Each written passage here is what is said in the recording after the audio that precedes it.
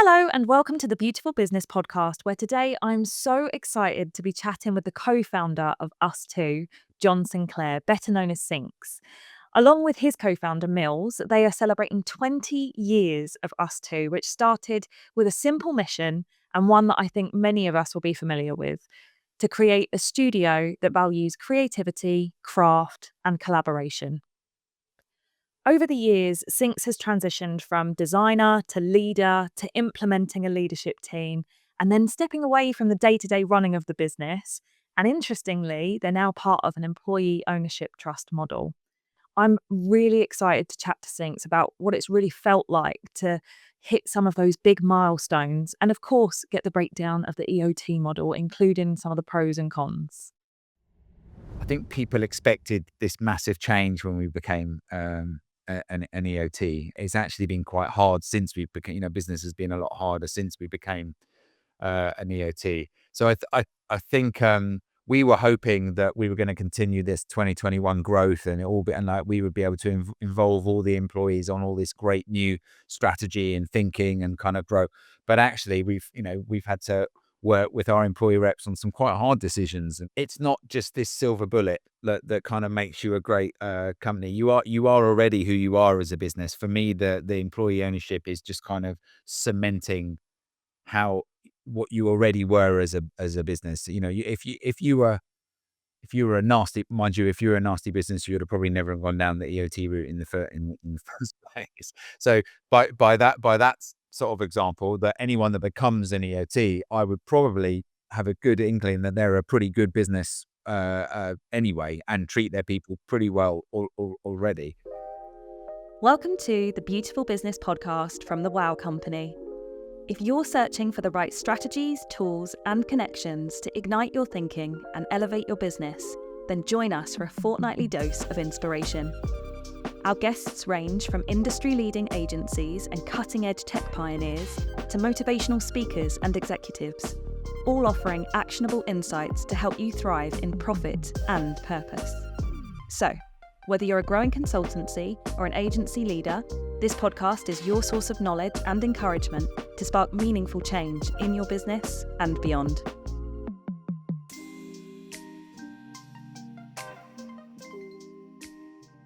Okay, Sinx, welcome to the podcast. I'm so excited to have you join us. Thank you very much. It's great being here.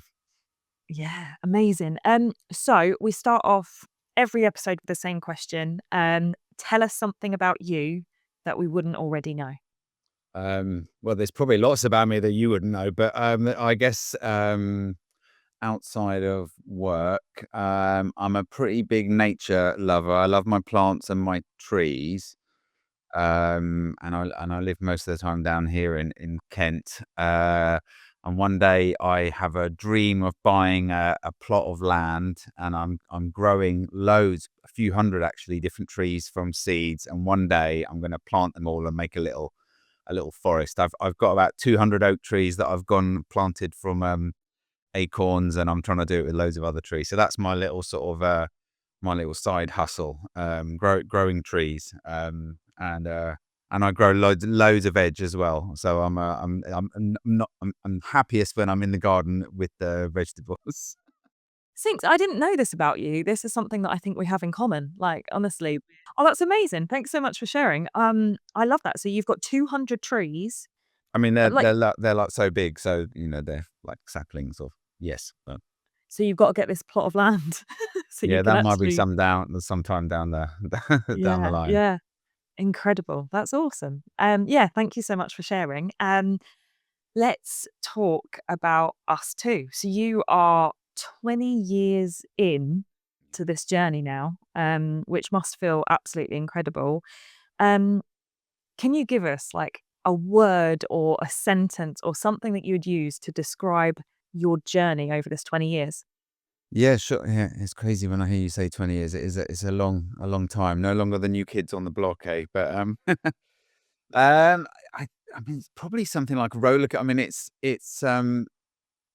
like roller coaster, maybe like something that's super exciting, but it's just full of ups and downs, and like like emotional pulls in every direction, and Yeah, it's just a very exciting journey, and even the downs you look back on over the 20 years, and all those steps have helped you get where you are as a business. And yeah, so roller coaster would be my word to describe it, and you just hope there's a few more ups than downs, I guess.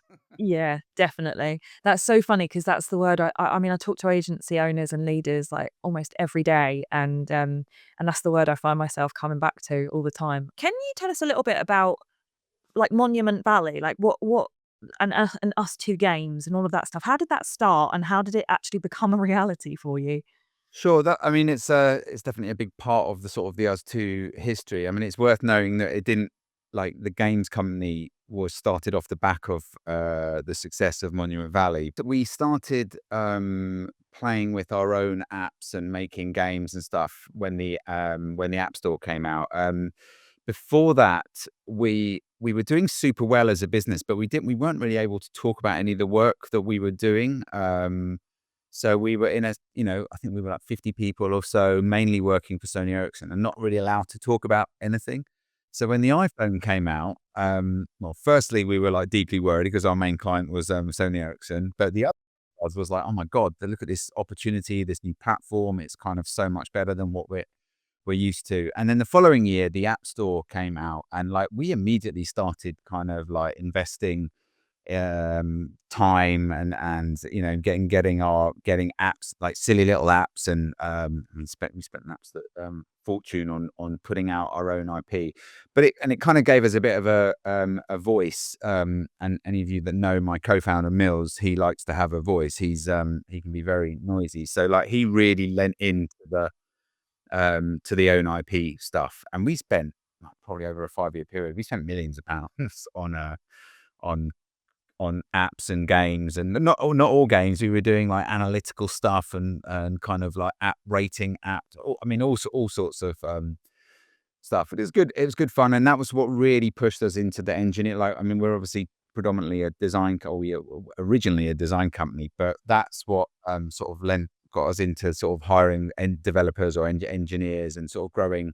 I mean, the word products didn't really exist back then for like digital world, but we were kind of building apps and games was kind of like the like little product teams. I was earning all the money with the clients, and Mills was spending it all for about 5 years. But we were having lots of fun, and then the studio business definitely started to creak a little bit as clients sort of started to get familiar with mobile and hiring their own teams and stuff. So, like, money started becoming slightly tighter, and I think we went into doing when we built Monument Valley, there was definitely we were doing it with a bit more rigor, and we had a bit of a dedicated team. We actually hired some specific games people. We approached it a bit more like we would a client project with a bit more like restrictions and stuff. And it was a very big success. And that's how we then formed the Us Two Games company. So that's kind of how it started. The game specific bit was just born off the back of the success of Monument Valley. Brilliant. And so you've now got Us 2 and Us 2 Games. How do you kind of juggle this when you've got I guess I wanna say your bread and butter would be Us 2, right? And then you've got this other venture. Is that kind of how it worked? How Yeah, did you I juggle mean, them? yeah, the truth is, not very well actually. Like we had this like really amazing like product or game, sorry, that was like a small 10-person team that was like that had just, I mean, it did so well in the first few months, but the other main bit of the business that was like 200 plus people was starting to struggle, and things were getting hard, and our leadership skills were definitely getting tested. So it was quite tricky and a weird dynamic because we had this like one tiny team doing super well, but the main business like starting to not do well. And I guess like a learning from me, like clients don't want to be the bread and butter. They want to be the cream cake kind of thing. So like if you start if you're a client service business and you're kind of like your client work is a bit of a means to an end, then like you're always going to end up having problems because you need to really love what you're doing and want to make it the best thing in the world. You don't want to be just doing this so it gives you money to do this other thing in the business. So yeah, like you have to be careful when you diversify. And I mean, Monument Valley just made so much money that we were just able to sort of buy our way out of the problem as such. But it would be amiss to to not mention the dynamics and the problems we had in the company at the time. I mean, now we're very much proudly a client service business, and when people join, they know they're going to be working on client service stuff. They're not going to be working on Monument Valley. And I mean, we do still do some own IP and stuff, but it's like we're really clear now. We want to be the best client service business there is. So that means we need to really focus on making our clients happy and outputting great work. But so it is tricky. You need to be careful when you're dangling shiny carrots internally, because people start only wanting to do that stuff and not the stuff that's paying the bills, maybe. Yeah, I mean, yeah. Was it ever kind of tempting with this unbalance to kind of just focus all the attention the other way instead? Yeah, I've been asked at the time, no, because like, and there is a bit of bias here because my heart was definitely more in the client service business, and Mills was definitely more in the games. And we're a very our culture is very people folk. We've always had amazing people in us too. So I mean, the thought of just like turning off the switch with this other, the main bit of the business, it didn't even occur to me. It was like the thing that we wanted to do was, okay, we need to focus on this, and we need to get back to kind of what good looks like. Yeah, great. So if you had to give any advice or one piece of advice to people who are looking to kind of diversify their incomes and maybe dabble in different ventures, what would you say? What would you advise? Normally, I say don't do it, well, there's for me, there's two different types of like, there's diversifying within your field. Like we're a client service business, and we need to constantly be diversifying and new technologies and new ways of delivering. And I mean, Christ, the world right now, things are changing so rapidly, and so we have to be able to change and evolve and diversify as a business, like within our core sort of client service business. And then there's more like diversifying as in something outside of your core business. I mean, interestingly, games is somewhere in between, because it's kind of it's a creative business. We used a lot of the same people, but ultimately the games business is a very different billing model. The economics are very different. People get paid differently. So it's a very different business. If you do something that is different, and when I mean different, like the economics of the business are different, then I would always suggest of splitting it out as soon as you can. Maybe not to prototype and get stuff out, but as soon as something needs to become a business, it needs to come out of the business, because there's too much conflict of interest otherwise, and different kind of goals and different mechanics for how things work. So I would, um, and I definitely wouldn't build a game, by the way, because I think now, especially now, like building a big game that's a hit is like I don't know, one in a thousand, one in a hundred. So like it's a high risk approach. I mean, we were at the beginning of the app world where there was a lot more opportunity. Like that. That's all changed now. Maybe the equivalent would be something in AI or something like that now that you would. But don't ever take your eye off the ball, I guess is my when we started, I think we had games, then we co-founded a company called Dice, which is the music discovery business that seems to be doing great right now. Like I was running the product on that, and Mills was doing games, and we just expected the big client service business to sort of look after itself. And that didn't happen. I love that piece of advice. Don't take your eye off the ball. Yeah, Definitely. it's very true. I want to move into leadership with you because I mean, even just then you mentioned about kind of this people focused element and style, I guess. Um, So you've got a leadership team now, right? Or what's your role now? I mean, we're in early 2025. What's your role right now? Yeah, it's a good question. Sometimes I ask myself that, but I am my like official role is I sit on the board as an advisor along with the other. We have three other non-execs, a chair and two advisors.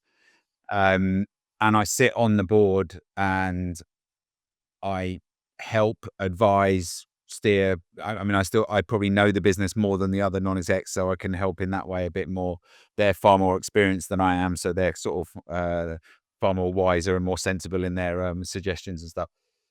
So that's I guess I think that's what my LinkedIn says or whatever it is. But what I am doing a lot of now is just more on the business the development side. Like I've lent in fact, since the pandemic, I've lent in a lot on the business development side. And it turns out that running a company for 20 years, generally being nice to people and doing great work, you actually end up with quite a good network. So I've been leveraging that as much as I can, and I just feel it's where I lost all my design skills like a decade ago. So these are the areas that I believe I can help in now in the business. So that's probably what I'm spending most of my time on. I'm doing what I think I'm supposed to be like a day or a few days a month now, but I'm not. I'm way more than that. But I'm enjoying it still. So and my heart's still Oh, in it. brilliant. That's always good to know, isn't it? And that's really interesting that like you say, business development at this point, it's well, I feel like it's all the time. It's a hot topic, isn't it? We need new business, and so is it something that you did because you do really enjoy that part, or is it something that you did because actually there was a bit of a need for it as well? It started off with the second, like there was definitely a need for it. I mean, the us two, like in the first 10 years of us two, when we were just sort of on this mobile wave, we didn't even have a business development team internally. We just had queues of people outside the door wanting websites and apps and all sorts. That our queue is quite small right now. So well, probably the same as most companies. So yeah, you definitely need to. I mean, we've got a great business development team now across the studios, and I work closely with them. So, but I lent in because I thought we need more help in that area, and I carry the founder badge, and I've got a good network, so it's an area that I can lean into. But I've ended up actually quite enjoying. I like people, and I like systems, and I like kind of a so I've quite enjoyed going into the getting involved in BD stuff. Yeah, so I quite like it. Like we said, you've got this team that's growing. And this is a bit of an assumption thing, so I need to ask you first. I'm guessing that when you first started, it was just you and Mills. Hence, is that where us Yeah, two came from? yeah. I mean, we hired some people very shortly after that, but yes, it was the two of us that founded it. Yeah. Okay, so from like you say, this started shortly after, but when you initially started, it was just you and Mills, and now you've got, all of these people that are taking. You've got this business development, you've got a leadership team. How what's the hardest part of kind of letting go, I guess, of the initial and kind of letting other people take things over? Yeah, it's kind of weird because I don't feel like I've let go in some ways because I am like I guess my heart is very much still in it, even though I've definitely let go of like responsibilities and sort of day to day stuff. I don't feel like I'm sort of out of it. Mills will probably feel different here because he was, as I said earlier, he was definitely a bit more focused on the gains and the investment side, and the client side was definitely more my thing, and he's definitely stepped further out of that. But generally, and maybe this was why we were reasonably successful in the early years. Me and Mills have always got our energy from other people doing well and hiring great people and kind of a. So we've never really had this like the macho. We're the creative directors. Our idea, we've always been like we've always really sort of encouraged other people to do well. And there's nothing that makes us happier than someone that's performing really well or done a great project or a great leader. I don't think I've ever sat there and gone, that's what I used to do. I'm not particularly, kind of. I mean, it probably helps that we hire fantastic people, right? So it's kind of. Trust me, it's very easy to step away from something if they're doing a much better job than you would have done yourself. Yeah, yeah, definitely. So I haven't. Yeah, I think me and Mills are really good at letting go. In fact, arguably, I would say we let in the time that Monument Valley was coming out and we were doing dice and stuff, we probably let go a bit too much. Actually, but yeah, I've had no issues with that, and we've got great people in the business across the games and the studio business. So yeah, I'm fully trusting in them now, and I just help where I can. I love hearing you talk about like how much passion you have for the people around you and like how amazing they can be. And I think I saw a video that you posted on LinkedIn recently about, kind of celebrating the 20 years. Oh yeah. And the video was amazing. But what I thought was even more incredible were the comments that were underneath it. And it was so some of them were so profound and they were from ex-employees giving like really detailed reasons as to how you've shaped their career and changed their life and all of this stuff, and I thought, wow, that really speaks volumes, doesn't it? Have you ever had a plan about how you're gonna kind of did you have a plan for succession? Did you kind of, nurture these people knowing that actually there's gonna be some, like, real growth in your company and you're gonna kind of eventually put them into leadership positions and things like that? Or, or are you just really great as a leader in general? Well, yeah, I mean, we were well, I've learned it's easy to be great when you've got loads of money coming in. It's far harder to be a great leader when during the hard times. I guess that's what for me, the test of any great leader is to look how they deal with the big problems. It's funny you mentioned that post because of the 20-year thing, because when I reposted that, I got asked by one of the team, "Oh, maybe we could get people to write comments or add stuff." And I was like, "Oh, that's a bit cheesy. If they want to write comments, they'll just write comments." And then we posted it, and then people did write comments. So it was quite nice. A lot of them were from those early years, and the good bit about me and Mills running the show is it was it was there was all our rules and there wasn't much policy. There wasn't much, but that has its downsides, right? Like it's all very well when things are going well, that works, but you can't run a company like that. That's not, when we started sort of creaking and cracking, that way of running a business it would never have, we needed to grow up. We needed to kind of get into better shape. And then onto the succession. It's like succession is like it's super important. And if you ever have a business with non-execs, it's like it's the thing that they'll always talk about on a board meeting or a business. But it is an emotive topic, right? You're sort of you want leaders to talk about that, how they get replaced down the line, like people or like moving up and kind of so it's like it's been sometimes it's a hard topic to broach. I guess for me though, it's always about what is best for the business, what is best for the future of the business. And if we've got a really senior role and then no one directly below them, then that's a big risk if that person were to ever leave for whatever, good or bad. If that person were to ever leave, the business would have a bit of a problem because you've got no one.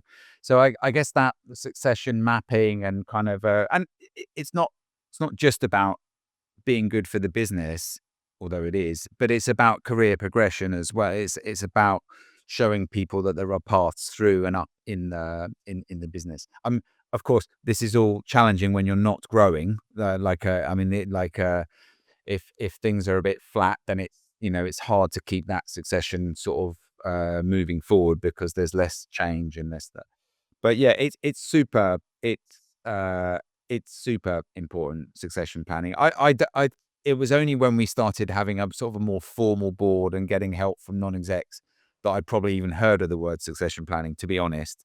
But now it's like it's just part of our day-to-day thinking across the business. I'm really intrigued to know when that sort of formality happens. When did it happen for you? You said that you didn't have policies and you were just kind of going along and then things start to creak and all the rest of it. Like Well, when is about that? then is the answer to that. when But things what does that look like in practice, those things? Is that a number of people? Is that a certain turnover? Like, when does that come? the yeah, it's for us, it wasn't linked to that, although I can imagine that is the more normal way of it working, as in we're at a certain size or we've got several studios and we kind of um for us, it was definitely more of a necessity because we suddenly were like 200 plus people and the work wasn't coming in and we were, and then we had this tiny little Monument Valley team that was making loads of money. So it was kind of we had, we were working with someone at the time, a guy called Gio I mean, we didn't have a board then, but he was kind of an advisor to us. And basically we took a step back and realized that we need to hire a CEO that kind of has experiences of managing larger teams through ups and downs.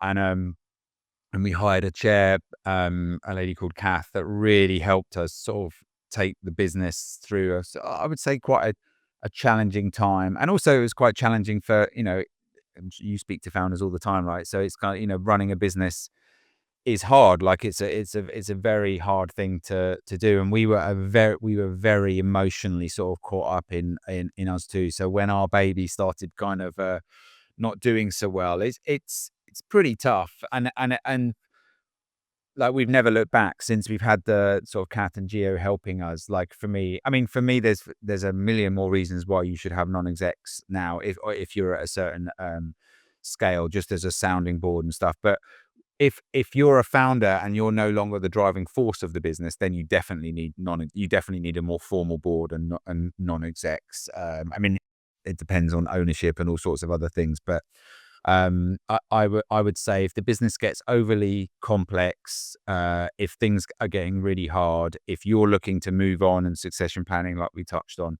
then these are all, I guess, topics where I would suggest getting some advice or help. It doesn't need to be like a formal gig, if you see what I mean. It can be just sort of once a month with someone. It's something me and Mills didn't do too much of in the early years, and I think if we did, we would have made maybe a few less mistakes. We're always going to make mistakes, but we would have maybe made a few less. Good old hindsight, eh? Oh yes. Um, Go on.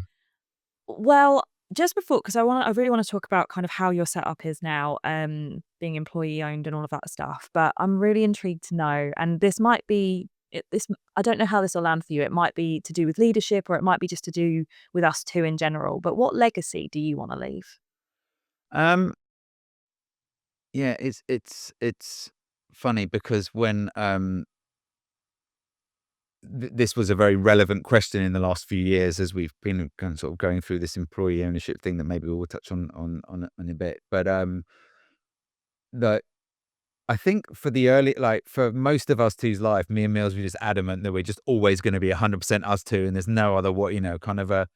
And then like you realize that maybe you're not the best person to always do this, or maybe you're not what the business needs, or Mills was never like the client service guy, right? So so like when we started thinking about kind of what's next, how do we sort of move on, how do we exit, or how does Mills exit a bit more, I kind of want to stay in it, kind of thing.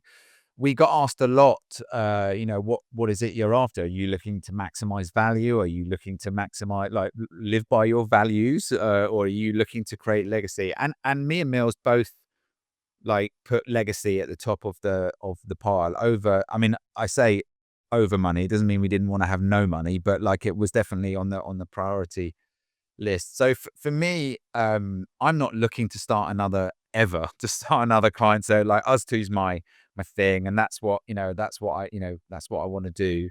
And if I'm not always going to be the right person, that's fine. But I want to look back in 20 years time, and another 20 years time, and have several more thousands of people that have come through us too, that mostly think fondly of their time there. And I want to prove the employee ownership model works for creative companies like us too. And I want to carry on producing like the best work that we possibly can, that we're proud of and that is making an impact in the world. I really love that. What a great legacy. We'll catch up in 20 years and see where Yeah, you're at we'll with it. yeah, we'll see how we go. Yeah.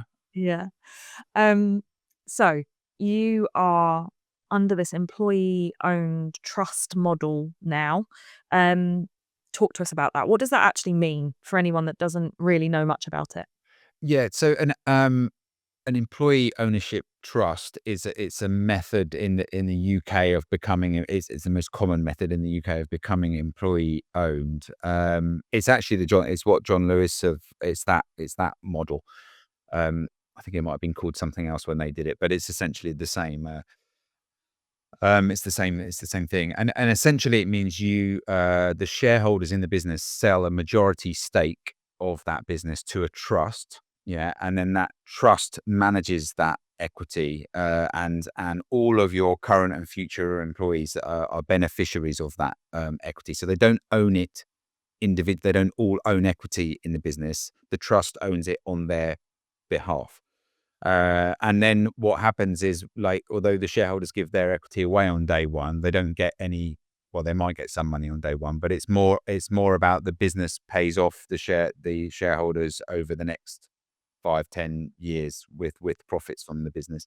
But it's kind of a soft loan. If the business isn't doing well, the shareholders don't get any money. It's not like a bank loan for a house kind of thing where they insist on the money. So yeah, so it's I would say it's quite a values driven exit model.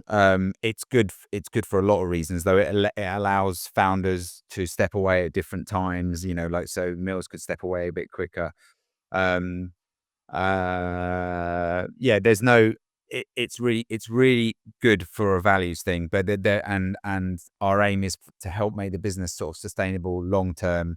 But it means there's no external money coming in, right? So that there's no sort of injection of cash or anything. So it's a bit of a riskier option, and it's not right for everyone. If the money has if the business, sorry, has absolutely no money, and you're like, I wouldn't suggest someone go down this route, because there's a high chance you'll give all your equity away and not get anything back, and that's not good for founders, especially if you spend 20 years of your life sort of driving the business.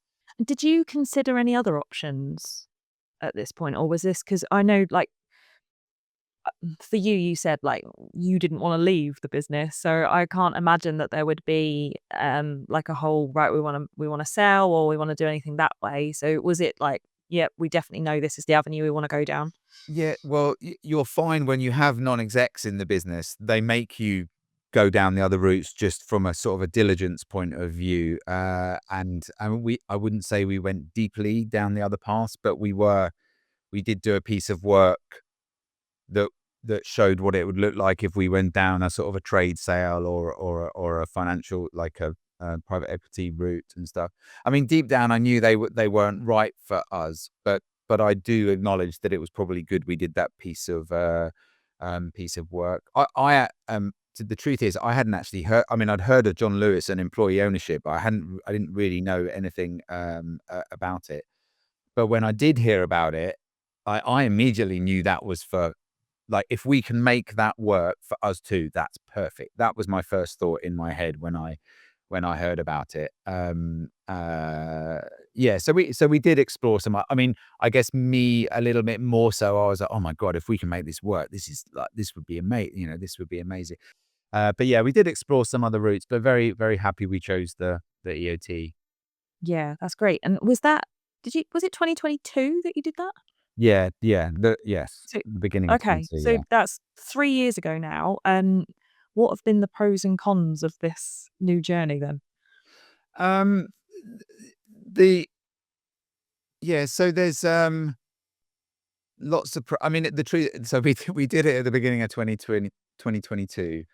I would say after a year and a half post-pandemic digital boom. Yeah, so we were absolutely flying, like, certainly financially at that point, as were a lot of companies, or certainly companies that I've spoken to. So when we announced the EOT, like, I mean, I was like with Mills going, "Oh my god, we've done it! Like, we've managed to go down this values route. Like, we're looking really strong as a business. We've got great, like, everything was great, but it has been quite journey since then. Like I mean, the world is in a very sort of uncertain place right now, and it's definitely been quite challenging. But I would say, like the pros of becoming an EOT, like it's brilliant with clients, it's brilliant with recruiting great talent. It's I mean, I'm not sort of so involved in the recruiting side, but I think it's like one of that and being a B Corp are like the two big things that people bring up about wanting to come to us too. I mean, of course, the work needs to be great, but I'm almost taking that as a hygiene kind of.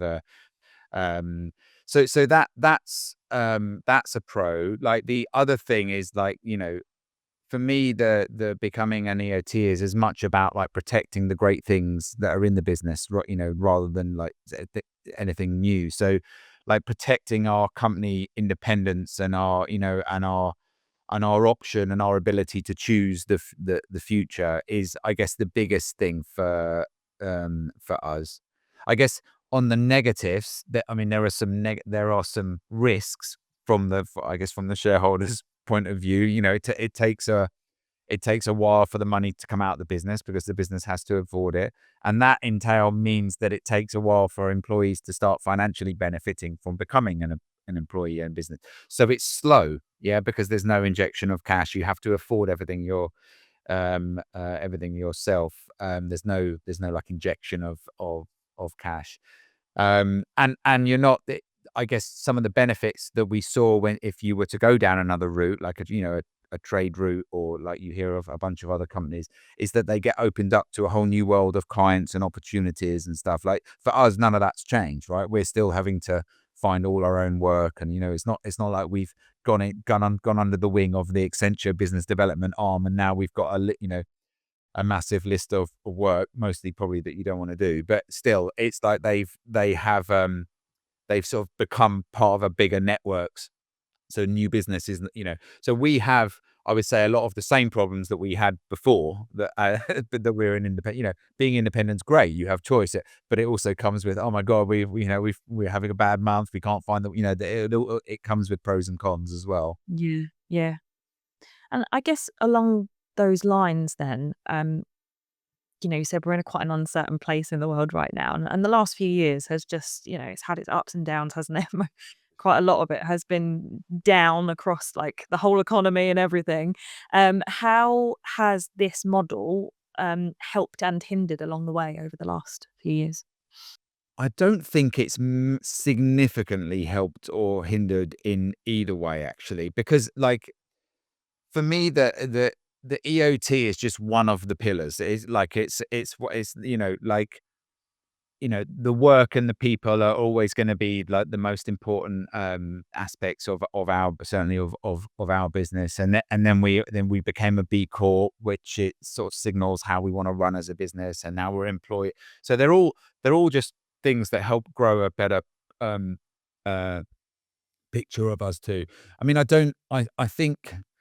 think now, and in the last couple of years, I think people are more worried about, oh my God, like the world's a bit messed up now. Am I going to keep my job? And like, so I don't, I don't think I don't think people are coming to work thinking, oh, we're an EOT. This is amazing, or or the opposite. I think I think it's great for morale, bringing people together, and showing that we're a company with great values, with a strong, sort of North Star. But I don't think it affects us on a day-to-day basis in the ups and downs so much of the business. I think it's I don't think it's top of people's minds. Okay. Just sort of sits riding along in the background. Yeah, I think there's points where it's really important, when people are joining or your new clients and that, but I don't think on a day-to-day, uh, it's so I'm not saying it's not important in the business. I just mean for the ups, specifically to the ups and the downs. Yeah. Yeah, yeah, yeah, yeah. I hear you. I think that's really relevant, right? It's important to know for anyone that might be thinking about an EOT or that kind of way forward actually does it or doesn't it. And it's quite nice to know that there are moments when it does Yeah, I matter think one of the hugely. things that we've is just, I think sometimes people might think an employee ownership means a completely different company. Whereas for us, it was more about like keeping who we are, like keeping independent and keeping all the great things we've got in the business. I'm really intrigued by that, right? A lot of the time when I'm talking to people about EOTs, there's this misconception that being part of an EOT means that employees run the show. And I guess that's the one that I hear the most. And obviously, even from talking to you in this, I think it's quite evident that that isn't the case. Like, you've got the board and all of that sort of thing. Are there any other kind of misconceptions that come along with being part of? Yeah, that's definitely the most common one. Yeah, it's still that like it's the exec team that definitely still run the studio. But I guess we do so in a slightly different way. I mean, we've always cared what our employees think, and we've always had an ear to the ground there. But it's definitely a bit more formal now. We have employee reps that join that join the board. But no, the employees don't get to decide on our strategy, and kind of they are part of our thinking. Their input into that. But it's definitely the CEO and the exec team, and then the board would approve that. But that's definitely the most common misconception. Another one is the I mentioned at the beginning, the trust owns the equity. Uh, like getting people to understand that they together they own the majority of the business, but actually individually they don't hold equity in the business. We found that quite challenging, especially I mean, in the UK, a trust is quite synonymous with like a protection thing. You get the National Trust or Woodland Trust, you get. But in Sweden, for example, there's no concept of a trust. And in the US, I think people think of trust funds and kind of ways of squirreling away money for you. So getting people to understand the purpose of the trust is definitely challenging, especially across the studios. It's worth noting that although it's a British and an British thing, the EOT, it does work for all your studios. So if you've got studios abroad. Um, the yeah, there's some tax implications which I won't go into, but you can be an EOT if you've got studios outside of the UK. So I'm saying that because I've had a few people sort of think that this wasn't an option for them because they have studios outside the UK, but we do as well. But and I guess the other bit for me, and I guess I've also touched on this, is I think people expected this massive change when we became an EOT. Um, well, actually, it's been quite hard. Not because we became an EOT, just the timing of when we became it. It's actually been quite hard since we became. Business has been a lot harder since we became an EOT. So I think we were hoping that we were going to continue this 2021 growth, and like we would be able to involve all the employees on all this great new strategy and thinking and kind of grow. But actually, we've had to work with our employee reps on some quite hard decisions and kind of and it I would not fun not fun stuff. Certainly not beautiful stuff, that's for sure. But yeah, so we've had to yeah, it's not just this silver bullet that kind of makes you a great company. You are already who you are as a business. For me, the employee ownership is just kind of cementing how what you already were as a business. If you were a nasty, mind you, if you were a nasty business, you would have probably never gone down the EOT route in the first place. So by that sort of example, that anyone that becomes an EOT, I would probably have a good inkling that they're a pretty good business anyway, and treat their people pretty well already. But yeah, so that's been another sort of challenging thing, is to sort of not that much has changed, and handling that. I think people expected a bit more change. Did you have kind of did you have to put any strategies in place, or did you have a strategy of how you were gonna tell the team that you were moving to this new, like, way of, well, not way of working, but a new model? That with the EOT, you mean? Yeah, the not no. I remember when because it was me that I mean, some other people chipped in, but it was me that announced that to the studio in this hour-long, uh, this hour-long talk to the studio. And I was really nervous about doing, even though I knew it was the best thing that we could be doing on an exit scenario, if you see what I mean. Like, it's, I think people were, I don't normally call an all hands like town hall meeting last minute, and I think people were quite nervous, and I was quite nervous. But after I did that, it couldn't have landed. Well, I certainly don't think it could have landed better. Like, it was so, I felt so good and so happy that we'd gone down this route, and everyone was messaging me afterwards, and everyone was like, over them. It was a pretty special day. I think the lead up to that, it was quite a closed group working on it, because we wanted, well, first of all, we kind of wanted to be a bit of a surprise, but also, you know, we were still exploring those other avenues you mentioned. We wanted to make sure we were absolutely going down that route, and we wanted to also be able to sort of give some.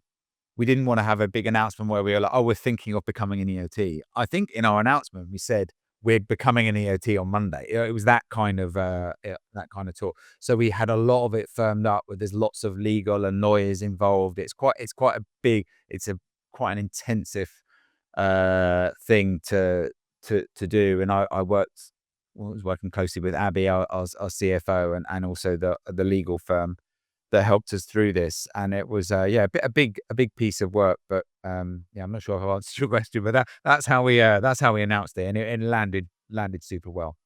Yeah, and that makes sense as well because I guess you don't wanna be unsure about what route you're going down when you announce it, do you? That Yeah, that it's can it's I a guess within yeah. the culture, that's gonna create a bit of, "Oh, what's happening here?"